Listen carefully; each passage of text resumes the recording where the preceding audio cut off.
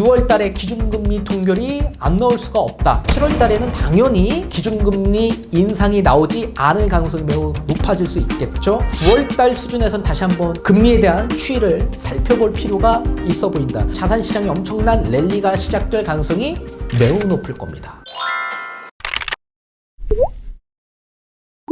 네, 안녕하세요. 반갑습니다. 이경민의 부동산 하이킥의 이경민입니다. 자, 지금 이 영상을 보는 시간대에서는 6월 14일 오후 11시 밤 영상입니다. 이제 불과 몇 시간 뒤 새벽 3시가 되면 미국 페드의 FOMC 발표가 있는 시간대입니다. 그리고 가장 중요한 점도표가 공개되는 일정이 남아있기 때문에 굉장히 집중을 하셔야만 할 겁니다. 이미 이 영상을 보고 계신 시간대에선 그 결과물들이 전부 다 공개되어 있는 상황이시겠지만, 저는 예전부터 계속 설명을 해드렸다시피 미국 연준의 기준금리 6월달 FOMC에선 동결이 예상시 된다라고 지속적으로 말씀을 해드리면서 여러 강의 영상들을 제작해 온 적이 있습니다. 그리고 중요한 미국 연준의 기준금리가 동결이 되는 순간 자산시장의 랠리가 시작될 수 있다라고 말씀을 해드려 왔었죠. 채권시장과 주식시장은 미리 선행해서 움직이는 시장이기 때문에 지금도 현재 지속적 상승이 나오고 있는 상황에서 금리가 만약에 지금 현재 동결이 되었다라고 한다면 엄청난 랠리가 시작될 수 있다. 자, 다만 일각에서는 7월 27일 날 FOMC 발표가 또 추가적으로 나올 수 있는데 그 시기에서는 금리가 다시 한번 인상될 수 있다라는 전망도 나오고 있지만, 저는 개인적으로 인상은 아닌 금리 동결이 예상시 된다라고 말씀을 또 한번 드리고 싶습니다. 왜 그런지 뒤에 자료를 보면서, 또한 연준이 보고서를 6월 1일 날 베이지북이라는 보고서, 경기동향 보고서를 발표한 바 있습니다. 그 보고서는 FOMC에 대한 발표의 기준이 될 수 있는 참고 보고서이기 때문에 그 보고서도 함께 살펴보면서, 또한 여러 가지 경기 동향 지표들을 살펴보면서 7월 달에도 마찬가지 금리가 동결이 될 수밖에 없는 그 이유에 대해서 설명을 좀 도와드리는 시간을 가져보도록 하겠습니다. 아마도 지금 저는 금리가 동결이 되었다라고 생각을 하면서 설명을 함께 도와드리도록 하겠습니다. 자, 6월 1일 페드가 공개한 베이지북 보고서입니다. 이게 1년에 8번 정도 공개가 되는데 굉장히 중요한 보고서입니다. 이 영문을 제가 번역해서 가지고 왔습니다. 여러분들이 좀 더 알기 쉽게끔 풀어드리기 위해서. 자, 한번 살펴보도록 하겠습니다. 이 베이지북이라는 건 연방준비제도의 간행물입니다. 12개 연방준비제도가 있습니다. 여기 보시다시피 보스턴, 뉴욕, 필라델피아 쭉쭉쭉쭉 여러 연방준비제도가 있습니다. 이 12개의 이 지구, 이 경제 상황을 나타낸 보고서라고 보시면 좋을 것 같습니다. 그래서 각 지구마다 여러 가지 직접 수집한 다양한 질적 정보를 기반해서 지역 경제 상황과 전망을 특성화해서 전체적인 보고서를 만든 겁니다. 이 보고서는 1년에 8번 정도 페드에 게시가 됩니다. 자, 그럼 어떤 내용들이 있는지 한번 보도록 하겠습니다. 우선적으로 노동시장에 대한 종합적인 얘기를 했습니다. 자, 일단 고용에 대한 부분, 대부분의 지역에서 이 고용이 증가했다. 자, 이전 보고서보다 느린 속도로 증가했다. 자, 증가는 했지만 그 속도는 느리다. 굉장히 중요한 표현인데요. 자, 고용시장이 좋으면 경제 상황이 좋아질 수 있겠죠. 근데 다만 연준, 페드의 기준금리 인상에 대한 부분이 지속적으로 될 수밖에 없기 때문에, 자, 고용 지표가 좋게 나오면 그만큼 임금에 대한 부분도 높아질 수 있고, 또 고용이 좋다 보니까 소비가 더 촉진될 수밖에 없겠죠.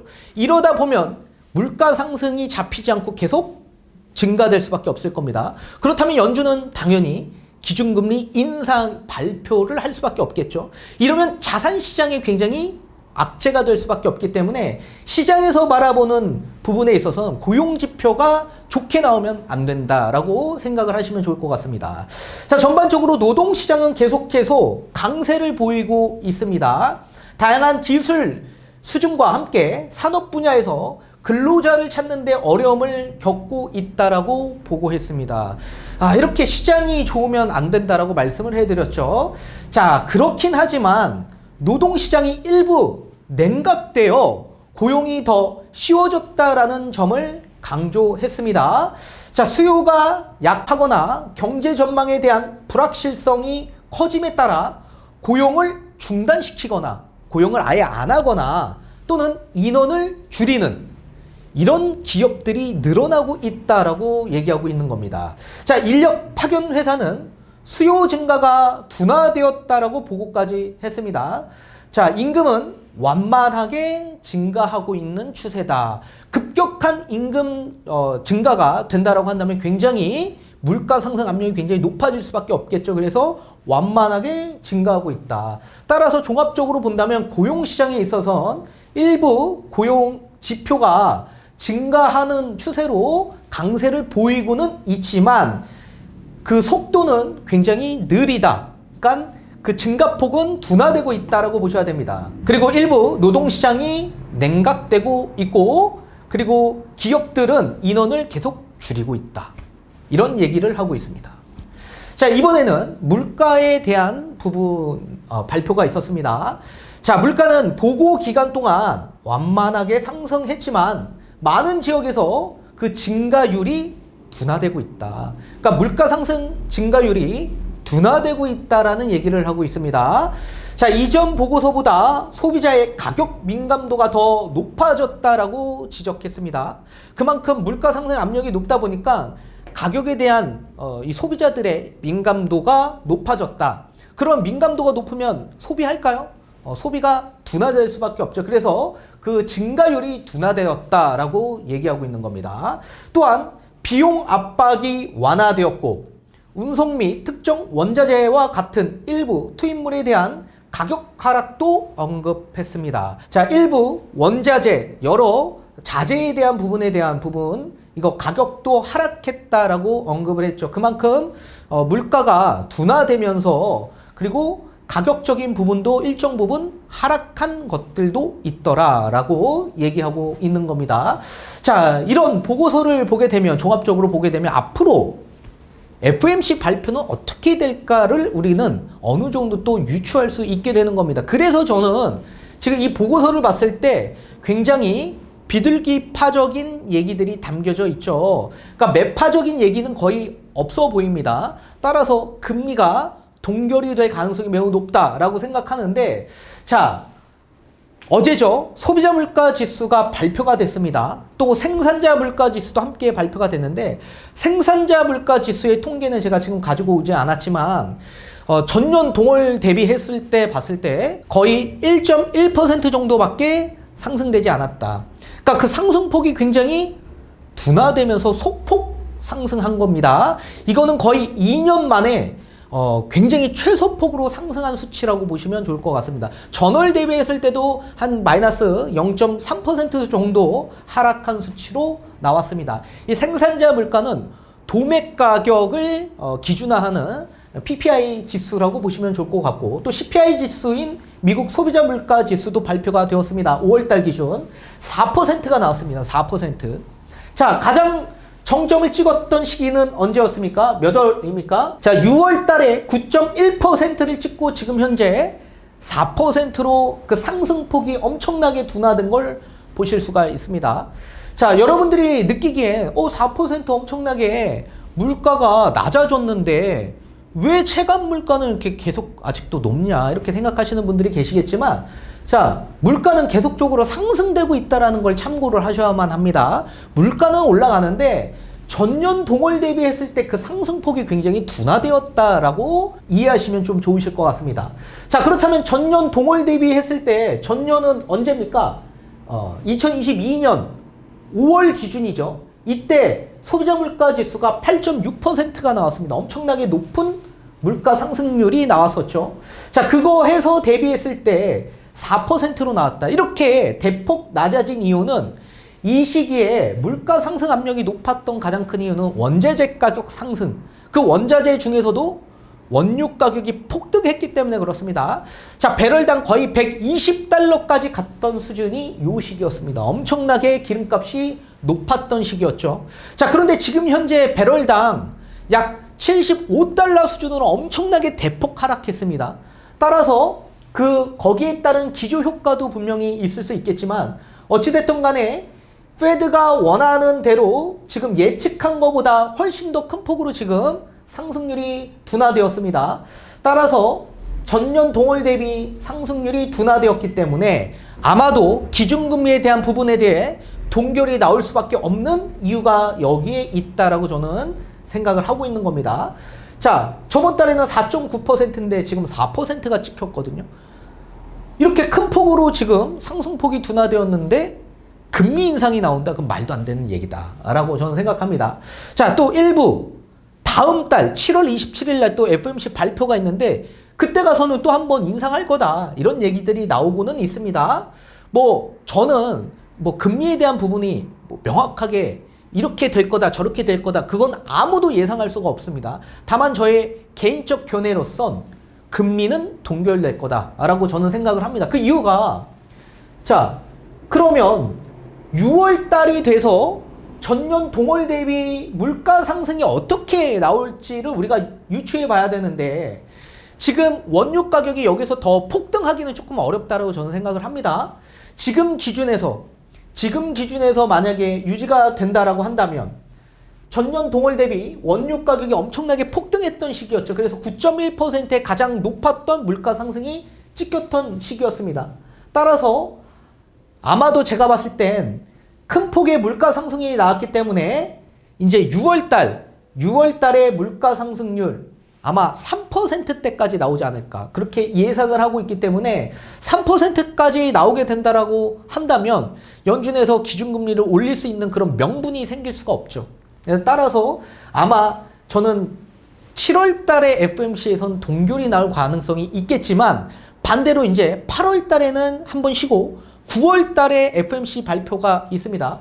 자, 9월 달이라고 한다면 아마도 요 기간이겠죠. 8.5에 대한 물가 상승률 이게 전달 대비해서 물가 상승률이 대폭 낮아졌습니다.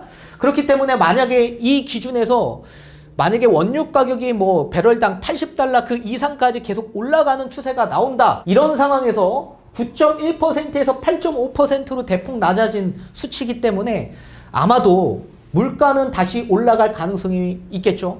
그래서 제가 봤을 때는 7월달 물가보다 8월달 물가가 더 높아질 가능성이 있기 때문에 아마도 9월달에는 금리 인상이 나올 가능성도 있다.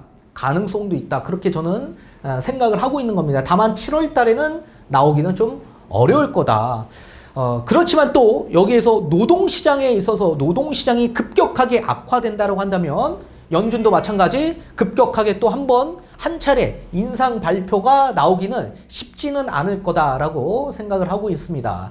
또 미국 근원물가 지수를 한번 보도록 하겠습니다. 근원물가는 이제 에너지와 또 이런 식자재에 대한 물가를 제외한 물가 지수라고 보시면 좋을 것 같습니다. 자, 이 또한 마찬가지 5.5%에서 5.3%로 근원물가 지수도 소폭 계속 상승폭이 둔화되고 있다라고 보시면 좋을 것 같습니다. 또 노동시장에서 봤을 때 미국 비농업 신규 고용 지수를 보게 되면 약 33만 9천 개가 신규 고용으로 늘어난 수치입니다. 자, 지금 신규 고용 지표가 엄청나게 늘어나는 걸 보실 수가 있죠. 이렇게 고용에 있어서 신규 고용이 늘어나게 된다는 것 자체가 고용시장이 아직도 견고하다라는 걸 보여주는 지표로 활용될 수 있는 겁니다. 자, 이렇게 고용 지표에 대한 부분이 아직 견고는 하지만 다만 우리가 실업률을 또 자세하게 들어본다면 실업률이 또 반대로 늘어나고 있다. 그러니까 고용은 견고하고 있지만 또 다른 이면에 대한 모습에선 실업률이 또 증가되는 모습을 보실 수가 있죠. 3.7%로 전월 대비했을 때 3.4%죠. 그래서 급격하게 또 늘어나는 걸 보실 수가 있습니다. 또 미국 실업수당 신규 청구 건수도 마찬가지 지금 평균치가 2023년 기준에서 봤을 때 거의 한 20만 건 정도가 나오거든요. 20만 건.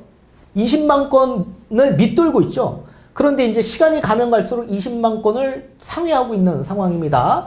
그리고 약 지금 현재 26만 건으로 집계가 되었습니다.